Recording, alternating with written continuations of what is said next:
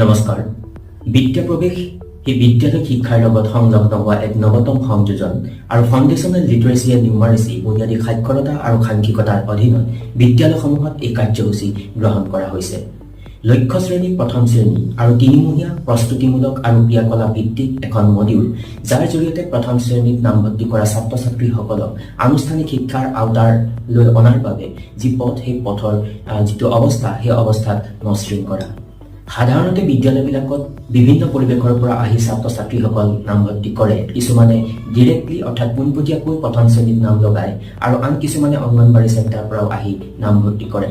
কিন্তু এনেকুৱা যিবিলাক ছাত্ৰ ছাত্ৰী আছে পোনপটীয়াকৈ আহি প্ৰথম শ্ৰেণীত নামভৰ্তি কৰিছে, সেই ছাত্ৰ ছাত্ৰীসকলৰ যি আমাৰ আনুষ্ঠানিক শিক্ষাৰ ক্ষেত্ৰত সিহঁতৰ সম্যক জ্ঞান নাথাকে আৰু সেই ছাত্ৰ ছাত্ৰীসকলক যাতে আন সকলো ছাত্ৰ ছাত্ৰীৰ লগত সমানকৈ আগুৱাই লৈ যাব পাৰি, সেই উদ্দেশ্যৰে এই বিদ্যা প্ৰৱেশৰ অনন্য কাৰ্যসূচী গ্ৰহণ